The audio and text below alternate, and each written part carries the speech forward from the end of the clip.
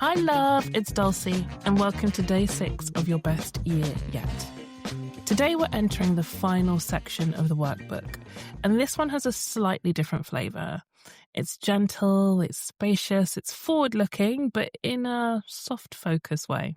It's called Welcome and if you took part last year you'll notice that that's new. So before we get into the workbook pages, I want to tell you why I changed it and how work became welcome. Last year, this part of the challenge was called Work, and it included a neatly structured 4-week plan to help you turn insight into action. And listen, the intention was good. The Dulcie of 2024 wanted you to stride into the year like the main character in a productivity documentary. But when I actually lived it myself, I realized I was asking us to summon spring energy in the dead of winter.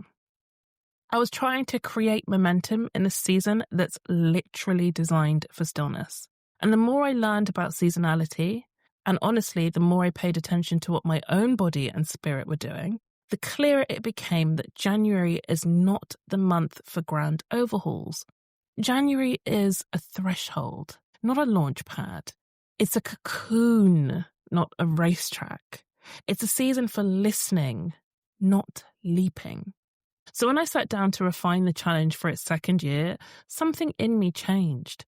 Instead of trying to squeeze productivity out of a month that feels more like scented candles and blankets, I wanted to help us all enter the year in a way that actually supports us.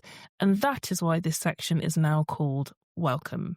It's not about forcing action before you're ready. It's about honoring your current capacity and choosing the gentlest next step. It's about noticing what feels possible right now, not what you should be doing. Okay, let's get into today's work. So part 1 is all about what you're going to carry forward.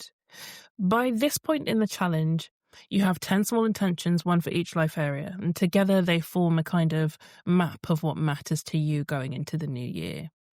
But no one, absolutely no one, is supposed to tackle all 10 in January. You are a human being, not a renovation project. So today, the workbook invites you to look at those 10 gentle intentions and choose the one that feels right to begin with. Just one. Okay, maybe 2 if they genuinely feel equally important, but really start small.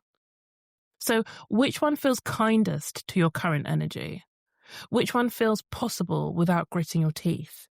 Which one gives you that yes somewhere deep in your chest? Choose that one. Everything else can wait for the season when there's more light, more space, or simply more capacity. Growth is a cyclical thing, so let's honor the season that we're in. Part 2 is about planning your first gentle steps.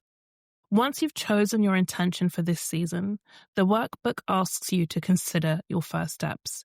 Not full transformation, not a 10-point plan, just the smallest workable movements that let you ease into that change. Could be a single conversation. It could be a shift in a routine. It could be establishing a boundary that you've needed forever. It might be that you want to loosen your grip on a habit that no longer serves you. Whatever you choose, these steps should feel like something you can grow into and not something that weighs you down. They're tiny future you gifts, that's all. Part 3, a love letter to the you who is still on the way. This is my favourite part of the entire challenge. Before you close the workbook, you're going to write a love letter to the you who will open it 1 year from now.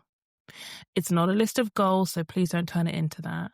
And this isn't about achievement, it's about tenderness. It's a reminder of who you are now and the hope that you're going to carry with you. It's what you want your future self to remember if the year turns out differently than you expect. When you're done, put it somewhere safe. Consider sealing your letter in an envelope or scheduling it as an email to yourself for delivery next December or recording an audio version of it. From personal experience, if you do record it, back it up somewhere safe so that you can listen back a year from now. Whatever method you choose, let your letter meet you kindly when it arrives. It's a gift. It's a moment of care from the you who is standing here today, hopeful, reflective, and ready for the year to unfold gently. So, that's day 6. You've grounded, reflected, oriented, and now you're welcoming what comes next. This is the last official day of the challenge, and it's a wonderful way to close. So for today, just let it all settle. Let it be enough. Let it be simple. I am so proud of you for doing this work with such honesty and self-love. I'll be here tomorrow with a final message. Until then, take it slow.